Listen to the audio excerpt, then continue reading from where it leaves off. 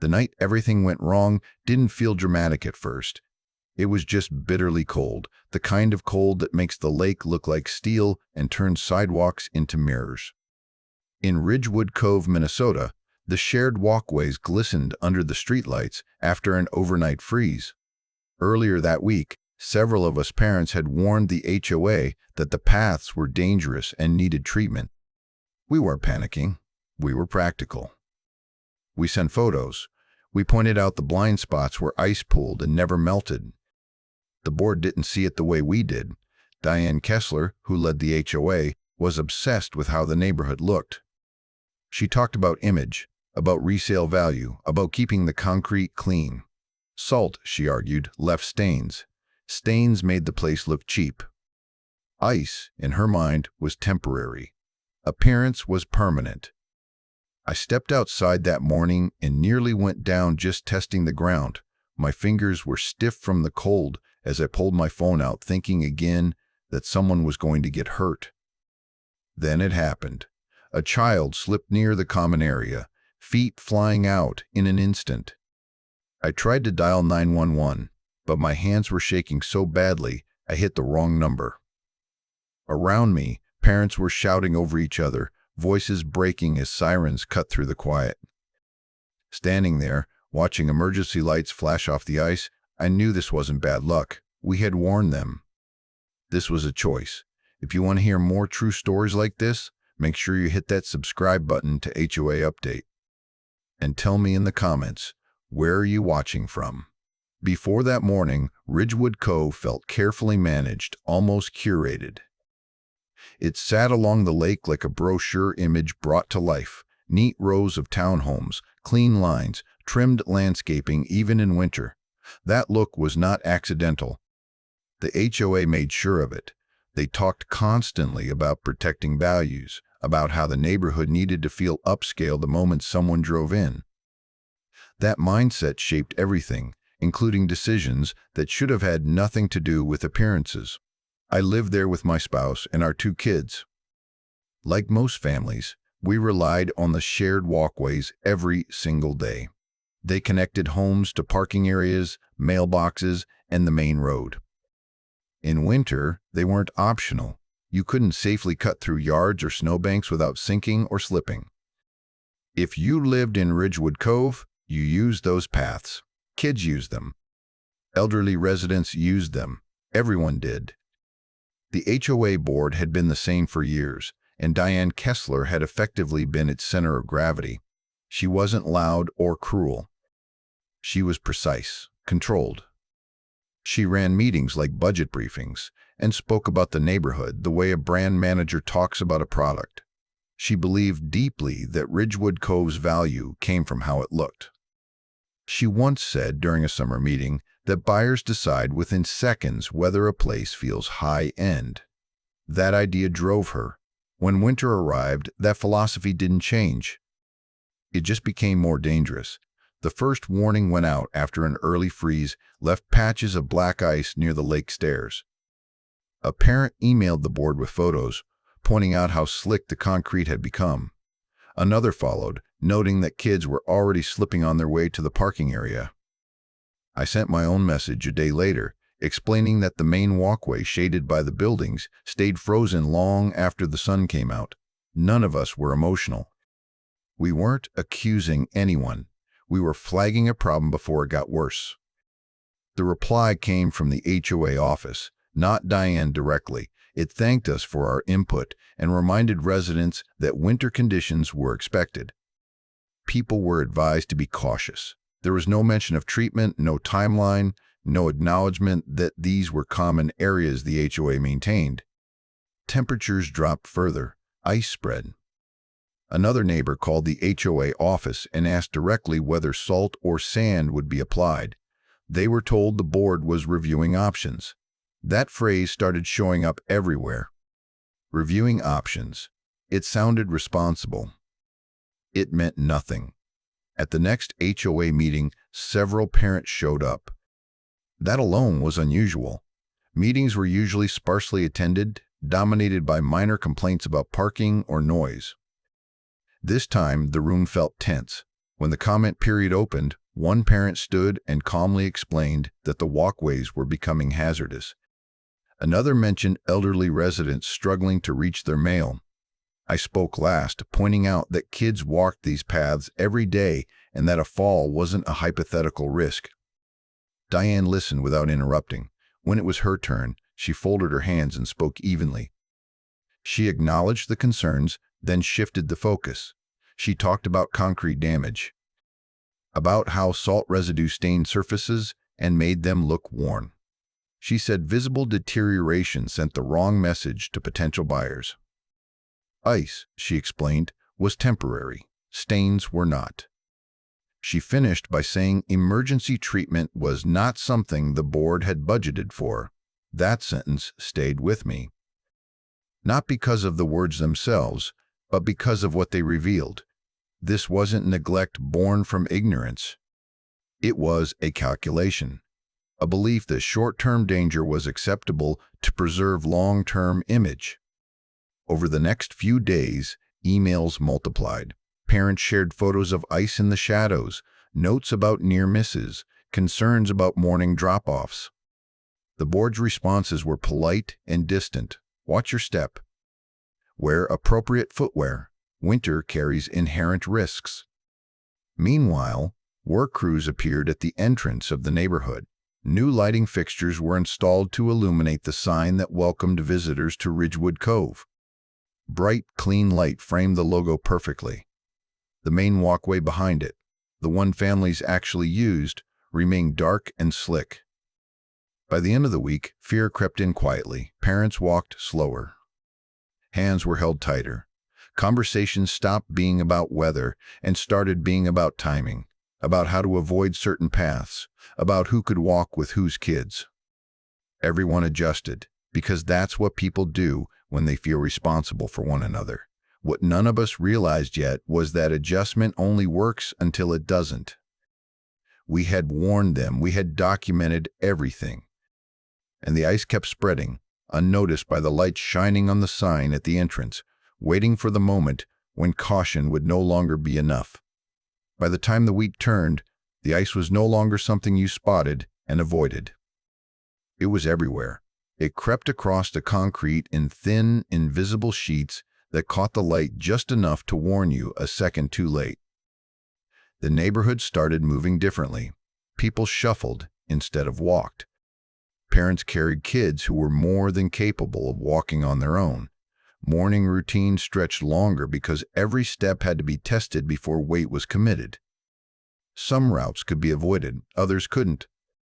The narrow connector between the parking lot and the mailboxes was unavoidable for half the homes.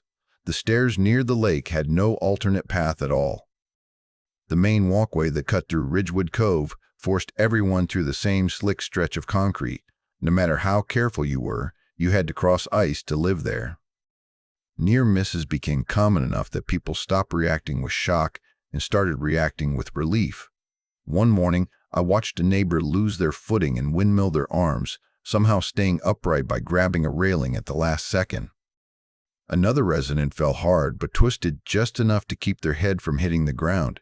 We laughed nervously afterward, not because it was funny, but because laughing was easier than admitting how close we were getting to something worse.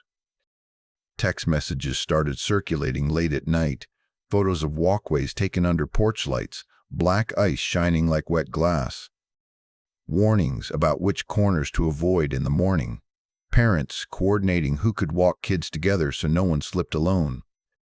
It felt less like a neighborhood and more like a quiet emergency response network that no one had officially acknowledged. Then the HOA sent another notice. It came in just before dinner, the subject line neutral, the tone carefully polished. The message reminded residents that appropriate winter footwear is strongly encouraged and suggested that slips and falls were often the result of individual choices rather than environmental factors. I read it slowly, my jaw tightening. They weren't just declining to act anymore, they were shifting responsibility. Replies flooded in within minutes. One parent pointed out that their child had been wearing insulated boots when they slipped. Another asked if the board planned to find the ice next, Someone quoted the message and wrote a single sentence beneath it. So when a kid gets hurt, that's a choice too. The responses grew sharper, then abruptly stopped. Not because the issue was resolved, but because people realized arguing with an inbox wasn't changing anything. I typed out my own reply and erased it twice. When I finally sent it, I kept it factual. I referenced earlier warnings. I pointed to specific locations. I asked, again, whether treatment would be applied. The response came back from Diane herself this time. One sentence. The association has addressed this matter. Addressed it by refusing to see it.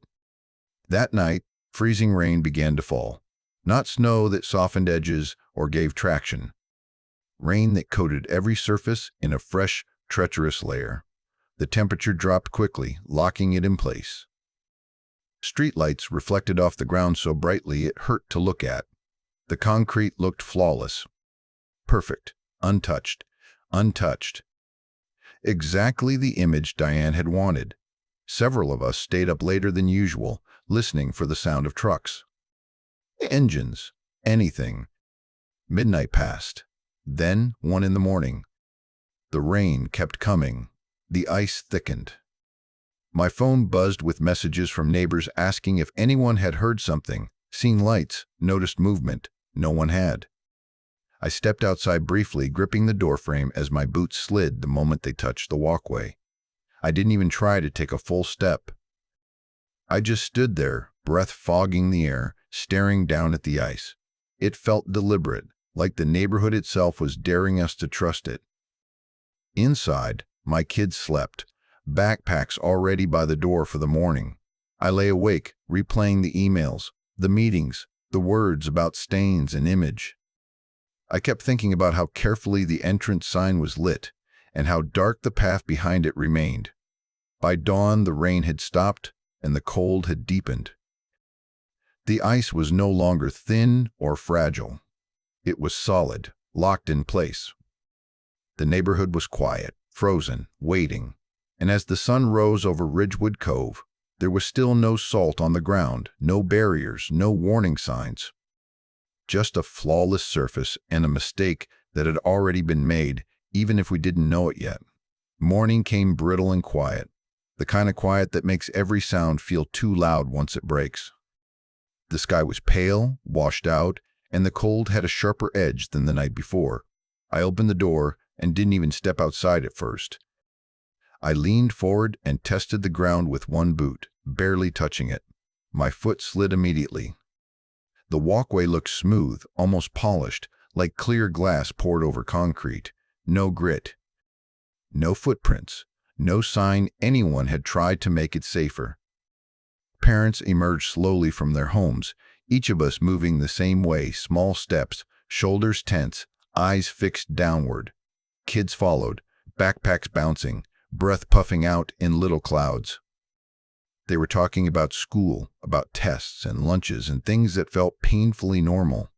I remember thinking how unfair it was that they trusted the ground beneath them without a second thought. Near the common area, the path narrowed slightly, forcing everyone into the same space. The new entrance lights glowed brightly behind us, illuminating the sign perfectly, while this stretch remained dim and slick.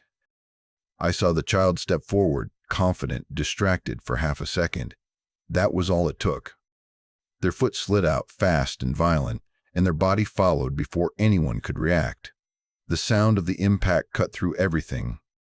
It wasn't loud, but it was final. A parent screamed the child's name and dropped to their knees, sliding across the ice despite trying to stop. Someone shouted to call for help. I pulled my phone out, hands stiff and clumsy in the cold. I tried to dial 911 and hit the wrong number. Twice. My fingers wouldn't cooperate. Around me, voices overlapped. People shouting addresses, instructions, questions, none of it organized, all of it desperate.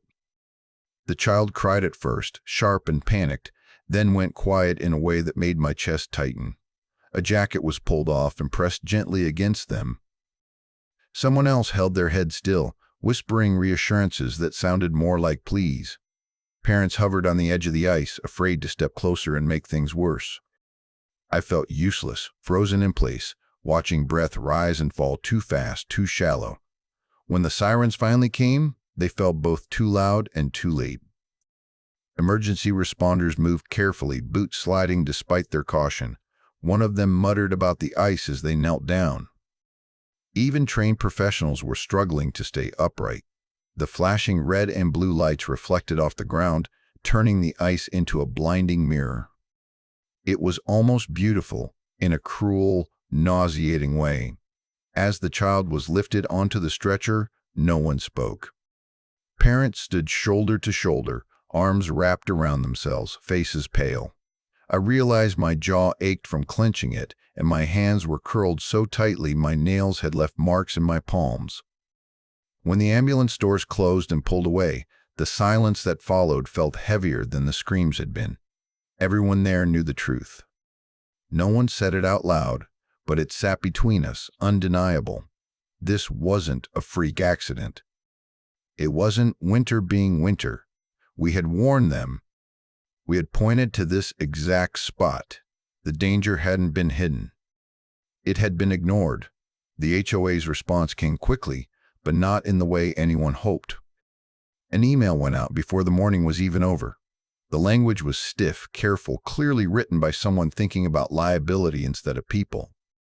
It expressed regret that an incident occurred and reminded residents that winter conditions carried inherent risks. It emphasized personal responsibility and appropriate footwear. There was no mention of untreated walkways, no acknowledgement of the warnings, no promise of immediate action. Reading it, I felt something settle in my stomach, cold and heavy. A child had been taken away in an ambulance, and the first instinct of the people in charge was to protect the image of the neighborhood and their own decisions, to distance themselves from the ice that still coated the ground outside our doors. Diane didn't speak publicly that day. She didn't need to. Her philosophy was already clear. The concrete still looked clean. The entrance still looked polished. The brand of Ridgewood Cove was intact. Standing there later, looking at the spot where the fall happened, I couldn't stop staring at how ordinary it looked. Just a stretch of walkway, just concrete. And yet, it had become proof of something far worse than a bad winter morning. It was proof that silence, wrapped in professional language and justified by appearances, could do real harm. That was the moment the community changed. Not when the child fell, but when we realized the people entrusted with our safety were more concerned with how the neighborhood looked than with who lived in it. The days after the accident moved slowly, like everything was underwater. The ice stayed, but people avoided it now, staying inside whenever they could. Kids didn't play outside. Parents spoke in low voices, like raising them might make everything feel real again. The spot where it happened remained untouched. No tape, no barrier, just a smooth stretch of concrete that everyone now walked around in a wide arc, eyes fixed on the ground. What surprised me was how quietly the next phase began. There was no big announcement, no rallying cry. It started with a message from one parent asking if anyone had saved the earlier HOA emails. Another replied that they had screenshots. Someone else mentioned they recorded the meeting where Diane talked about salt damaging the concrete. By that evening, a handful of us were sitting in a neighbor's living room, shoes lined up by the door, coats still on, phones and laptops spread across the table like evidence in a case we hadn't meant to build. We worked methodically. Email chains with timestamps, photos showing the same icy patches days apart.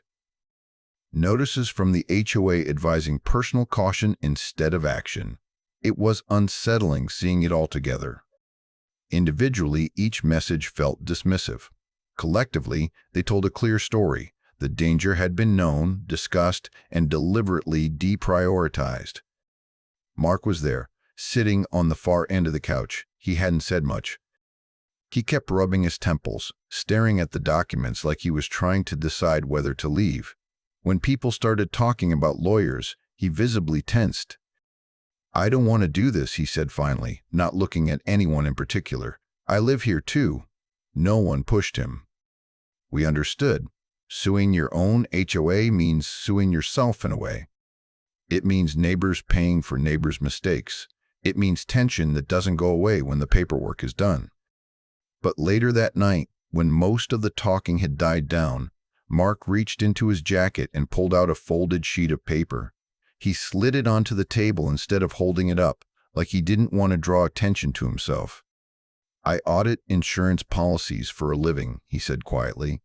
"This isn't my area, but I know enough to recognize patterns." He tapped the email chain.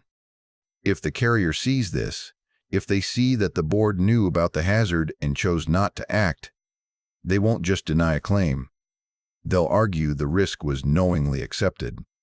He paused, swallowing hard. "That can void coverage entirely." No one spoke. The room felt suddenly smaller. "I didn't want to say anything," Mark continued, "but I couldn't sleep. Not knowing this and pretending it didn't matter felt worse than getting involved." That was the moment grief shifted into something sharper. We decided to consult a lawyer, not because we wanted a fight, but because we needed someone outside the neighborhood to tell us whether we were seeing this clearly or just reacting to shock. The meeting was calm, almost clinical. We laid out the timeline, the warnings, the meeting notes, the notice about footwear. The lawyer listened, flipping through pages, occasionally asking for clarification. When he finally spoke, his tone was careful. "Common areas create responsibility," he said. "Winter doesn't eliminate that. Budget priorities don't eliminate that. Documented warnings make this much harder to defend." Hearing it phrased that way made my chest tighten. This wasn't about feelings. It was about choices. As we were packing up, someone mentioned the lighting. Almost as an aside, another parent pulled up the HOA's monthly financial update on their phone.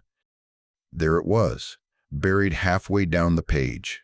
Funds approved for new entrance lighting and sign illumination. Approved the same week ice treatment had been rejected as too costly. We stared at the screen. The bitter part wasn't just the money, it was the placement. Those lights had been installed to spotlight the Ridgewood Cove sign, casting clean, bright light on the logo that greeted visitors. The walkway behind it, the one families actually used, the one where the child fell, remained dim and slick. The money hadn't just gone elsewhere. It had gone to light up the image while leaving the danger in shadow. That realization settled over the room heavily. This wasn't a mistake or an oversight. It was a philosophy carried through to its logical conclusion. Appearance first, risk later. After that, things move faster. We organized documents into shared folders. Timelines were written. Dates cross-checked. What had felt overwhelming began to feel structured, purposeful. People who had never spoken at HOA meetings volunteered to help. Not out of anger, but out of responsibility. The HOA, meanwhile, remained quiet. No apology, no sudden safety measures. Just silence and carefully worded emails that said nothing new. It felt like they were hoping time would dull the memory, that fear would fade and routines would return. But something fundamental had changed. We weren't reacting anymore. We were preparing, not to punish, but to make sure this couldn't be brushed aside or reframed as an unfortunate winter mishap. The ice had exposed something deeper than a maintenance failure. It had revealed what mattered most to the people in charge and what hadn't. And once you see that clearly, there's no going back to pretending everything is fine. The notice for the next HOA meeting came late and with little explanation. It said the board wanted to address recent events and asked residents to attend. That was it. No apology, no outline. Just a time and a place. Still, everyone understood what it meant. By the evening of the meeting, the community room was fuller than I had ever seen it. People stood along the walls, sat on the floor, leaned in doorways. Parents held folders instead of purses. Phones were clutched in hands. screens already open to emails and photos. The board sat at the front table like they always did, but the posture was different, stiffer. Diane Kessler sat in the center, back straight, hands folded, eyes scanning the room the way someone does when they already feel cornered. She opened the meeting with carefully measured words, referring to an unfortunate incident and reminding everyone that winter conditions were unpredictable. She spoke about liability without using the word, about responsibility without assigning any. When the comment period opened, the room didn't explode. It tightened. One parent stood and read from an email sent nearly a week before the accident, warning about ice on the exact stretch of walkway where the child fell. Another followed, holding up photos taken the night before, timestamps clearly visible. Someone else played a short clip from the earlier meeting where salt was dismissed as damaging to the concrete's appearance. Diane shifted in her seat, her mouth tightening. She tried to redirect. She said emotions were high. She reminded everyone that the board had to balance many priorities, including maintaining the neighborhood's image and long-term value. That word, image, landed heavily now. It sounded hollow in a room full of people who had watched an ambulance leave on a stretcher. When it was my turn, I didn't raise my voice. I laid out the timeline. The first warning, the second, the meeting, the notice about footwear, the freezing rain, the fall. I could feel my throat tighten as I spoke, but I kept going, not because I was brave, but because stopping felt worse. Then the documents appeared on the screen at the front of the room. Email chains, meeting minutes, photos of black ice. And finally, the financial report.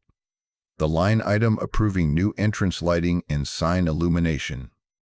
Approved the same week, ice treatment was deemed too costly. A murmur rippled through the crowd.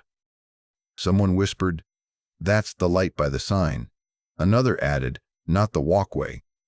Diane tried to explain it away. She said the funds were allocated separately, that the lighting was part of a long-term branding effort, that salt caused permanent damage. But the words didn't carry the way they once had. Not now that everyone could see the contrast so clearly. Bright light on the entrance sign, darkness on the path where the child fell. The meeting didn't end with a dramatic declaration. It unraveled. One board member leaned toward another, whispering sharply. Someone else asked whether the insurance carrier had been notified of the earlier warnings. A different member said they had raised concerns internally and were told it wasn't urgent. Diane snapped back that decisions were made collectively. Voices overlapped. Authority fractured in real time. After the meeting, a hush fell over the room. People gathered in small clusters, speaking quietly. That's when the letter surfaced, not officially announced, just forwarded. A draft response from the board to their insurance carrier, accidentally sent to the wrong list. It referenced prior awareness of hazardous conditions and requested guidance on potential exposure. Reading it felt like the floor tilting beneath us. This wasn't an outside accusation. It was an admission, half-formed, panicked, and impossible to retract. From that moment on, the tone changed everywhere. The board stopped projecting certainty. Emails became cautious, delayed, clearly reviewed by lawyers. Requests for documentation multiplied. People who had once been brushed aside were now being asked to resend warnings, forward messages, clarify dates. Nothing had been decided yet. No one had been held accountable. But the shift was undeniable. The confidence the board once relied on had collapsed under the weight of its own paper trail. The meeting hadn't delivered justice. It had delivered exposure. As I walked home that night, I realized something unsettling. The HOA wasn't fighting us anymore. It was trying to save itself. And when institutions start doing that, they don't do it quietly. The outcome was still uncertain. But one thing was clear. The story the board had told itself that this was a minor issue, a temporary inconvenience, could no longer survive in the open. The truth was documented now, passed hand to hand, impossible to ignore. And that meant the next move, whatever it was, wouldn't belong to them anymore. The first resignation didn't come with an explanation. It came with a short email sent early on a weekday morning, the kind people read half awake while making coffee. One board member cited personal reasons and stepped down effective immediately. At first, it felt almost anticlimactic, but by lunchtime, the meaning of it had settled in. People don't walk away quietly when everything is fine. A few days later, the letter arrived. It wasn't sent to residents. It was addressed to the HOA's legal counsel, but copies began circulating anyway, forwarded by people who no longer trusted anything to stay behind closed doors. The insurance carrier had completed its review. The language was formal, dense, careful. But one paragraph stood out so clearly it might as well have been underlined. Coverage was being denied due to documented prior knowledge of hazardous conditions and failure to act. I read that line again and again. The insurer wasn't arguing about weather or accidents or bad luck. They were saying the board knew. They were saying the risk had been accepted. The protection the HOA assumed would catch them if something went wrong was gone. That's when the unraveling began. Emails from the board shifted tone overnight. Gone were the polished reassurances. In their place were urgent requests for documents, for timelines, for anything that could soften the blow. The same parents who had been told to watch their step were now being asked to resend warnings, clarify dates, and confirm locations. The irony wasn't lost on anyone. The second resignation came 3 days later. Then a third. Each one was quieter than the last, but together they sent a message the board never intended to broadcast. This wasn't a misunderstanding anymore. This was exposure. Diane Kessler stayed longer than anyone else. She still attended meetings, still spoke about maintaining standards, but the confidence that once anchored her words was gone. She avoided eye contact. She deferred questions she once answered instantly. Lawyers now sat beside her where board members used to. Pressure mounted from every direction. Residents demanded transparency. Legal counsel warned that keeping Diane in place made negotiations harder. The idea that she had acted to protect the brand of Ridgewood Cove now worked against her.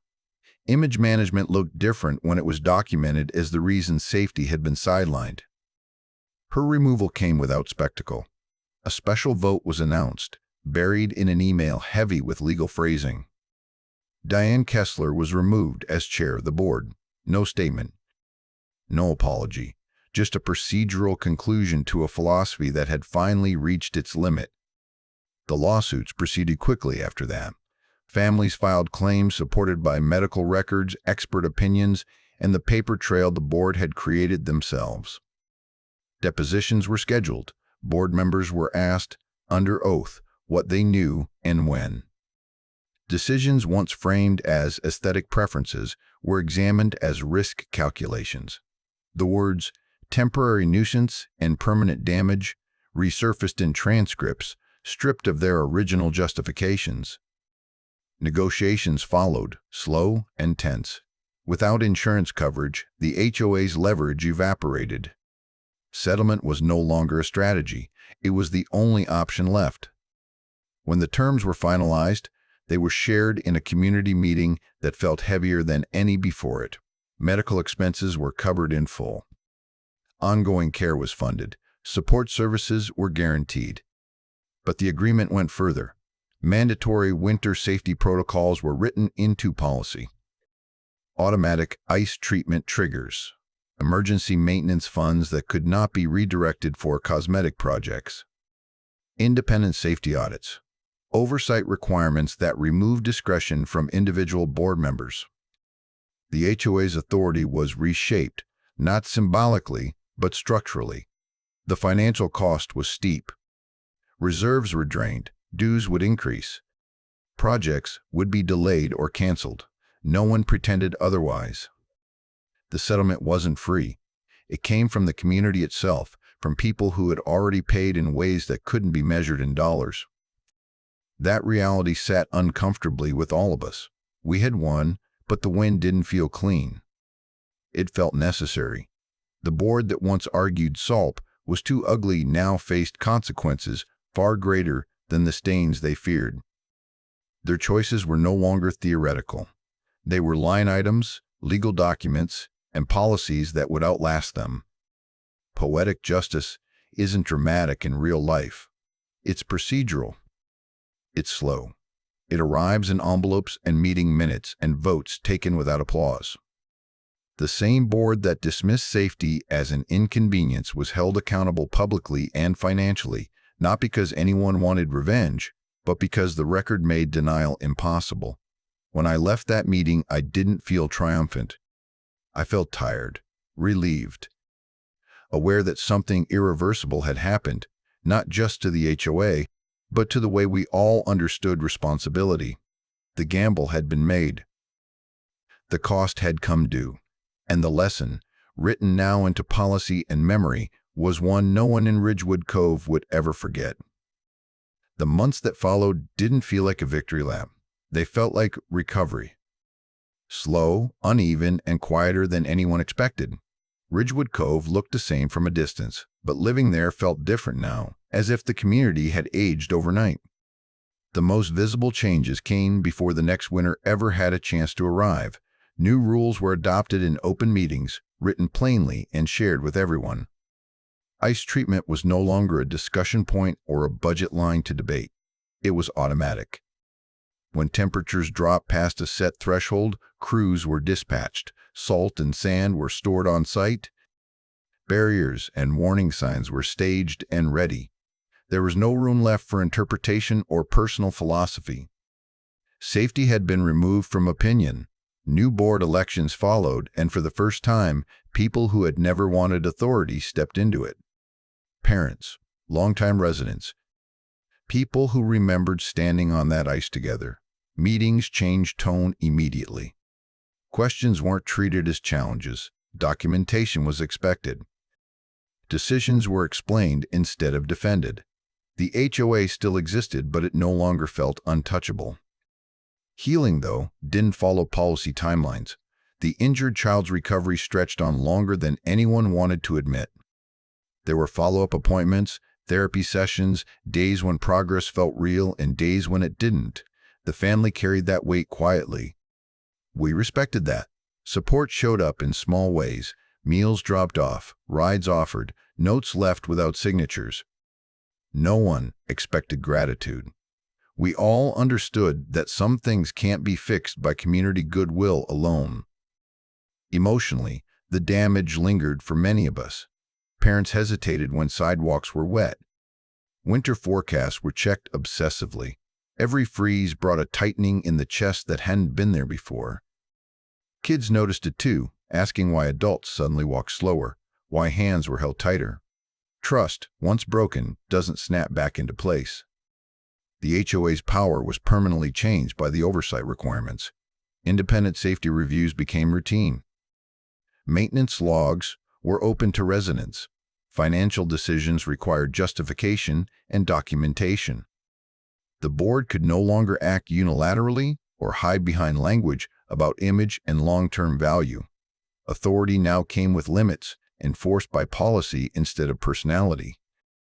There was also the financial reality no one could escape. Dues increased. Some neighbors grumbled. Others accepted it quietly. We all knew where the money was going and why. The settlement hadn't come from some abstract entity. It came from us. That truth sat heavy, but it was honest. Accountability, it turned out, was communal. I noticed the changes most in ordinary moments.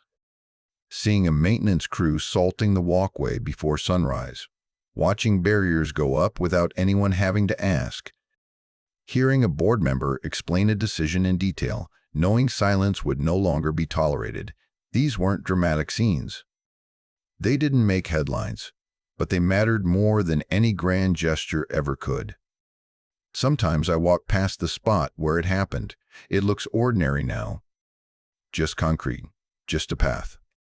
But I still see it the way it was that morning, smooth and shining, dangerous in its perfection. That memory hasn't faded, and I don't think it should. It keeps the lesson alive. Ridgewood Cove is safer now.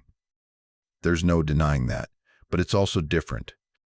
More cautious, more aware. Less willing to trade real people for abstract ideas like image or brand. The community didn't just correct a failure, it absorbed it. And while none of us would ever say the cost was worth it, the result is a neighborhood that understands responsibility in a way it never did before. Safety is no longer assumed, it's maintained. And that change, paid for dearly, is permanent. When I think about everything that happened, I don't replay the meetings or the legal documents first. I replay the moments before any of that existed. The unanswered emails, the calm explanations that went nowhere, the belief that staying quiet was somehow the reasonable thing to do. Silence felt polite. It felt non-confrontational. But silence, we learned, can be just as dangerous as a bad decision when it allows one to stand unchallenged. I didn't share this story to feel victorious, and I didn't share it to punish anyone. I shared it because this is what responsibility looks like when it's ignored, and what accountability looks like when it finally arrives. An HOA isn't supposed to protect an image or a brand. It exists to protect the people who live there. The families who walk those paths. The children who trust the ground beneath their feet. When that purpose gets blurred, the consequences are real. Standing up was uncomfortable. It strained relationships. It forced neighbors to confront hard truths about money, authority, and shared responsibility. Even after the settlement, even after the changes, the cost didn't disappear. Dues went up. Projects were delayed. We all paid in ways we didn't expect. But pretending the cost didn't exist would have been another kind of denial. The justice we reached wasn't clean or satisfying in the way stories online often promise. It was necessary. It was heavy. And it changed how our community functions and how we look out for one another. We didn't win without loss. We chose accountability over convenience, knowing it would stay with us. If there's one thing I hope this story leaves you with, it's this: speak up early, even when it feels awkward. Document what you see. Ask questions that make people uncomfortable. Communities don't stay safe because of good intentions. They stay safe because people refuse to stay silent when something feels wrong. Thank you for listening and for staying with me through this story. If you want to hear more true stories like this, make sure you hit that subscribe button to HOA Update. And tell me in the comments, where are you watching from?